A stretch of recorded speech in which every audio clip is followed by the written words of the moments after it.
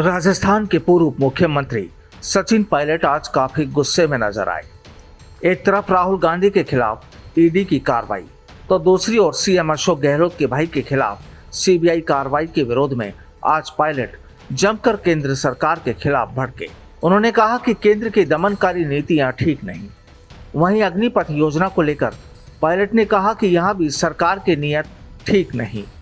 पहले उन्होंने किसानों के साथ छलावा किया और अब देश के नौजवानों के साथ खिलवाड़ कर रही है।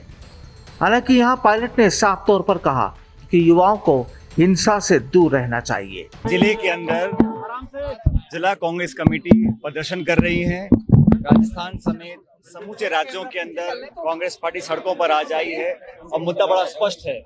भारत सरकार की जो दमनकारी नीति है, भारत सरकार का अनावश्यक दबाव, राजनीतिक प्रेशर जो एजेंसीज के ऊपर है, वो सबको दिख रहा है।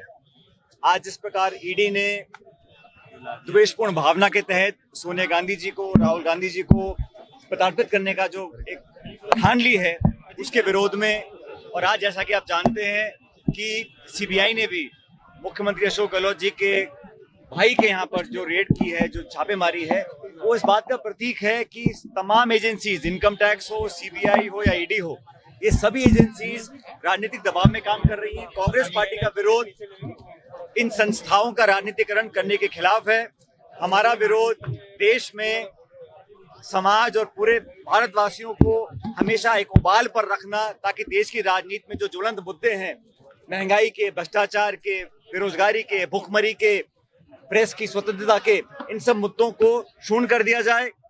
अभी 2 दिन पहले भारत सरकार ने योजना बनाई है, 2 करोड़ रोजगार देने की बात वो करते थे।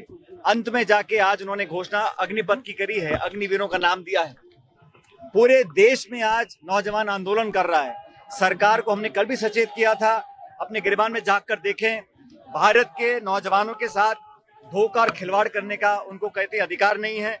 भारत की सेना, जिस पे हम सबको फक्र है, हमारे वीरों ने शहादत देकर इस सेना का नाम रोशन किया है। दुनिया में भारतीय सेना का नाम सबसे ऊपर आता है, लेकिन सिर्फ 46,000 लोगों को एक तरह से संविदा भर्ती कराकर, आप कल्पना कीजिए, 4 साल की नौकरी, 6 महीने की ट्रेनिंग, उसमें जैसे मैंने कल भी कहा था, फौज के अंदर स्पेशलाइज्ड ट्रेनिंग होती है, आर्मर्ड कोर की होती है, इंजीनियरिंग की होती है, आर्टिलरी की होती है। ट्रेनिंग में और समय लगता है, और सिर्फ 4 साल में से वो सैनिक छुट्टी भी जाएगा तो 2-2.5 साल की नौकरी के लिए उसके बाद वो फिर सड़कों पर आएगा। देश के नौजवानों के साथ खिलवाड़ है। भारत की सेना की जो भर्ती प्रक्रिया है, उसके साथ खिलवाड़ है, और भारत सरकार को स्पष्ट करना चाहिए। 2 साल कोविड का बहाना लेकर आपने भर्तियां नहीं करी। आज ये अग्निपथ के नाम पर क्या भविष्य में सारी सेना की भर्तियों को रोकना चाहते हैं? सेना में भर्ती करना भारत के नौजवानों के लिए सपना होता है। 1.5-2 साल की मेहनत कर प्रशिक्षण कर वो नौजवान तैयारियां करते हैं। आज देश में उबाल आ रहा है। उन नौजवानों को अगर शांति बहाल करने के लिए हम बोलते हैं, तो ये आश्वासन देना पड़ेगा कि बहुत जल्द जो खाली पद हैं, 1.25 लाख पद तो सिर्फ भारतीय सेना के अंदर, थल सेना में मौजूद हैं, वो 1.25 लाख पद भरें, और लगभग 60 लाख ऐसे पद हैं जो अर्धसैनिक बलों के, स्टेट पुलिस के खाली पड़े हैं। बैकलॉग को पूरा करें, उसके बाद नई भर्तियों को चालू करें, और इस पूरी अग्निपथ योजना को तुरंत प्रभाव से इस पे विराम डालना पड़ेगा। इस पे दोबारा सोचना पड़ेगा। भारतीय सेना के जो अफसर अधिकारी हैं, सबने अपनी आशंकाएं प्रस्तुत करी हैं। पढ़े लिखे लोग चाहते हैं कि इस पे दोबारा पुनर्विचार हो। देश की तमाम पॉलिटिकल पार्टीज चाहती हैं। अग्निपथ लागू कर देश के नौजवानों के साथ खिलवाड़ हो रहा है, और हम कई बार कह चुके हैं, जो व्यक्ति फौज में जाता है वो नाम, नमक और निशान के ऊपर लड़ाई लड़ता है।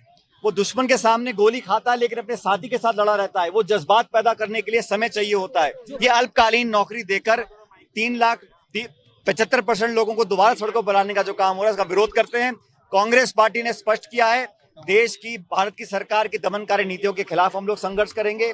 जो हमारे नेताओं को दबाव में लाकर काम करने का एक कोशिश कर रहे हैं, उसको नाकाम करेंगे। और हमारी नौजवानों के साथ जो खिलवाड़ हो रहा है, नौकरियों के नाम पर जो ये ठेका भर्ती की जा रही है, इसको हमें रोकना है, और सरकार से आग्रह करेंगे इस पे विराम लगाएं, और इस पर पुनर्विचार कर दोबारा इस योजना को लागू करने की सोच सकते हैं।